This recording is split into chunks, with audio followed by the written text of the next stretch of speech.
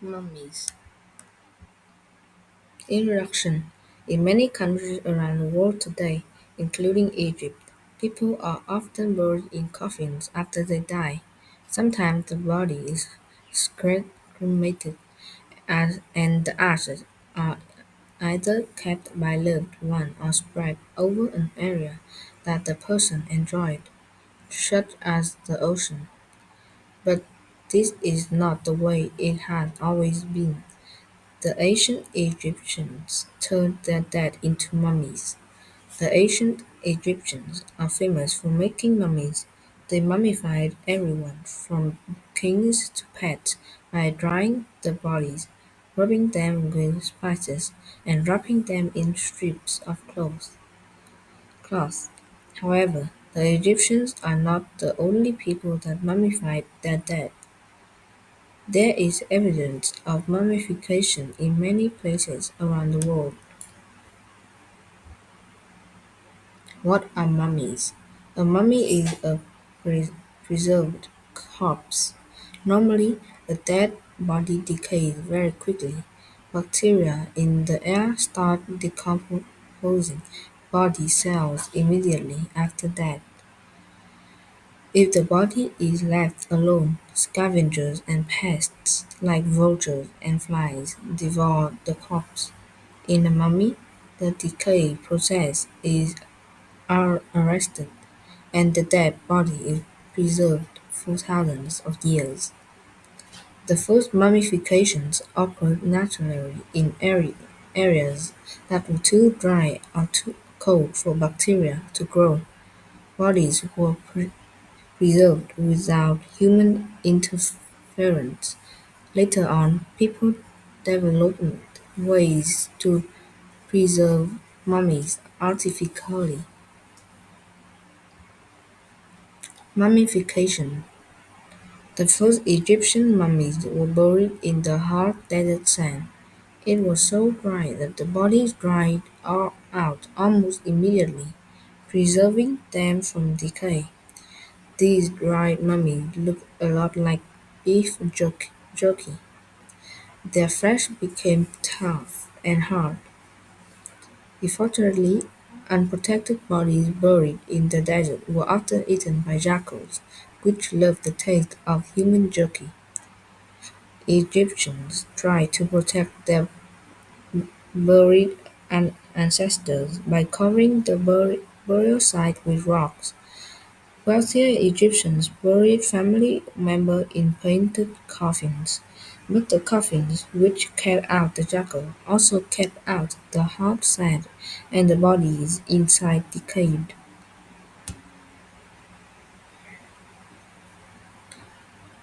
Resourceful ancient Egyptians developed ways to preserve the bodies before burial. When someone died, the body was given to a team of embalmers. First, the embalmers laid the body face up on a 6-foot wide embalming table. Their first job was to remove all the soft organs that en- encourage the growth of bacteria. They carefully pulled the brain out through the nose with an embalming hook, making sure not to deform the person's face. The brain was not very important to the ancient Egyptians. They believed that the heart was the most important organ, that it was the center of thought and feeling. Do you know? The ancient Egyptians believed that the first mummy was the god Osiris. He was murmured by his brother, Set, and cut into pieces. His wife, Isis, put him together with magic, and his jackal-headed nephew, Anubis, embalmed him. Osiris then became the god of the dead and the underworld. The chief embalmer cut an incision in the left side of the stomach. From this hole, the embalming team pulled out all the internal organs except the heart and placed them to the side. The stomach, liver, lungs, and intestines were preserved individually in special jaws called canopic jaws. These organ accompanied the body during burial, but were not as important as the heart. The heart was preserved inside the body. Embalmers washed the body, inside and out, with palm wine. The alcohol in the wine killed bacteria. By this time, the body had probably begun to stink, a sign of decay. So the embalmers filled the body with bags of sweet-smelling spices mixed with natron, a special salt. Then they covered up the body and internal organ with more natron and left them alone for 40 days.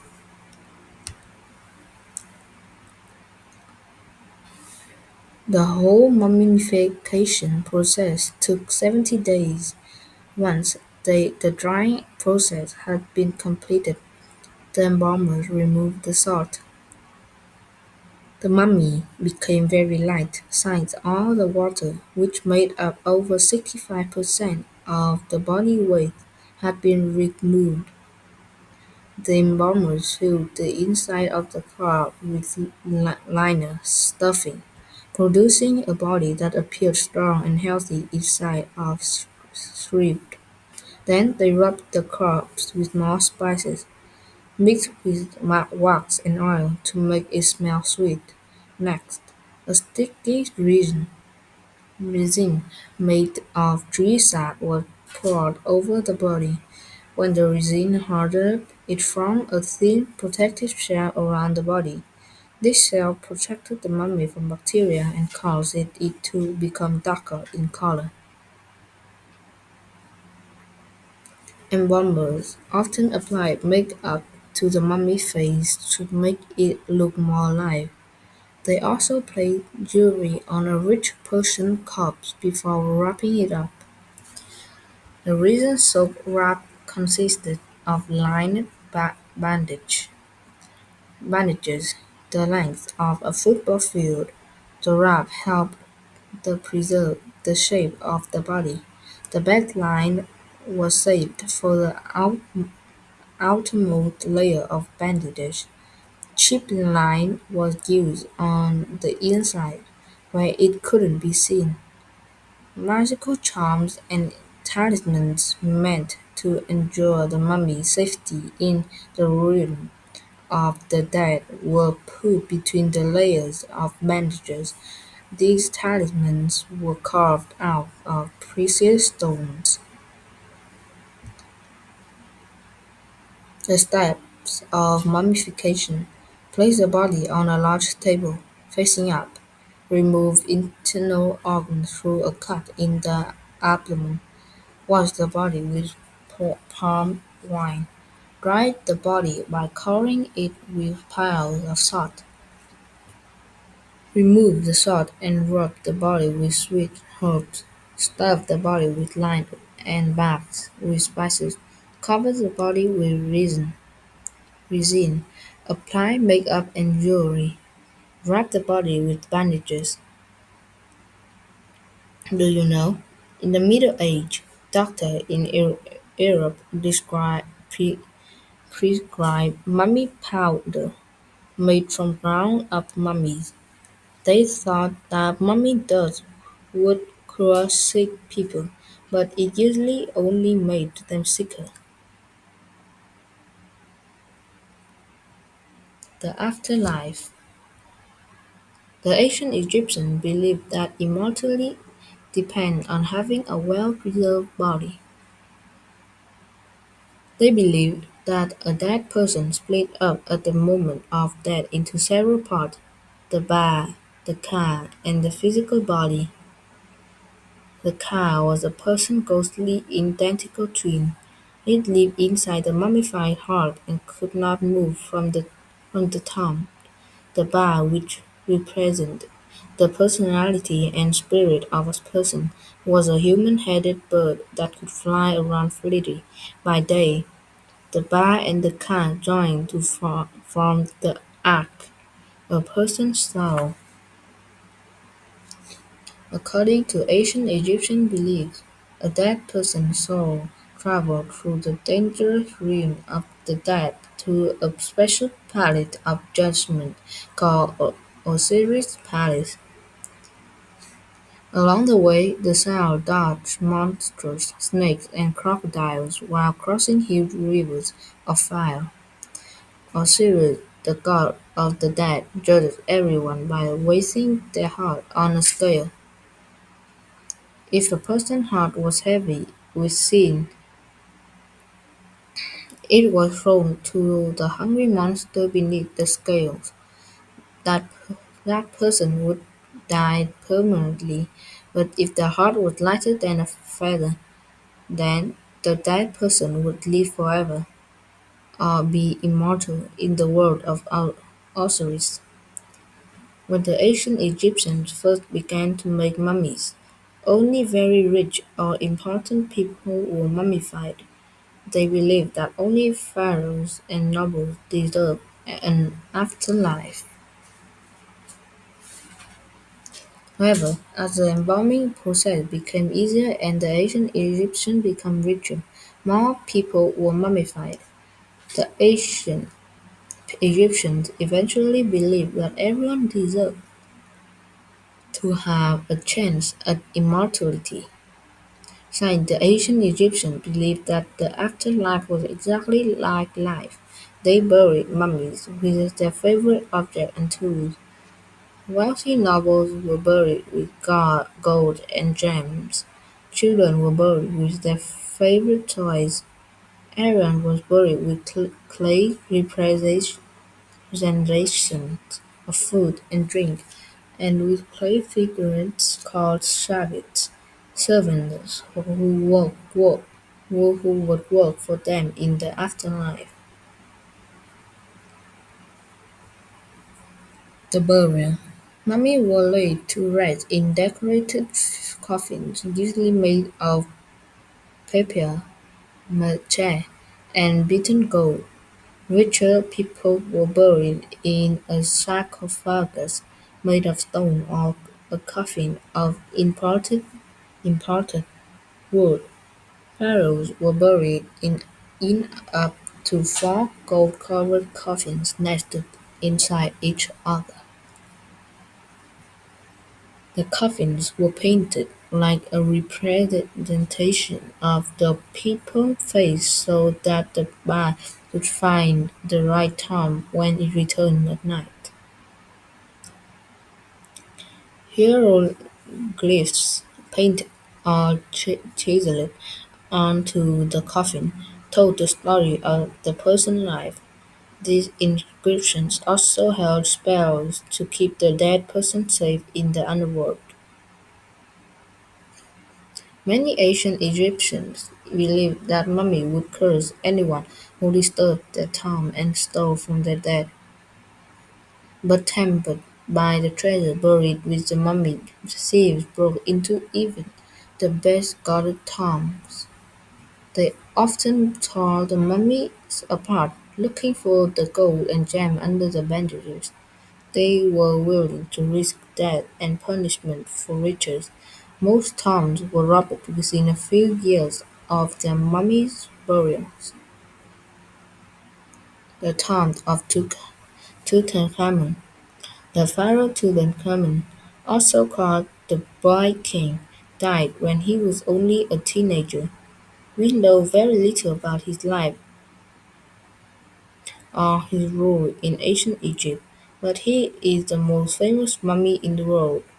Tutankhamun's tomb was opened in 1923, even even though it had been robbed twice in ancient times.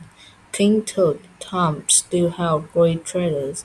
The thieves had entered the second room, which was filled with Tut's gold chariots and statues. They stole about a sixth of the tomb's gold but were probably interrupted before they could finish. King Tut's mummy had not been touched. King Tut was buried in a series of three coffins, one inside the other. The first coffin was made of wood covered in bands of gold. but the innermost coffins were made of solid gold and covered with gems.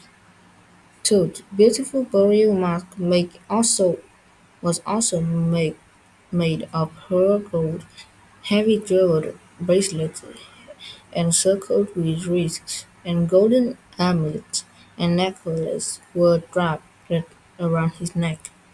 Do you know? The Egyptians stopped making mummy around 400 CE.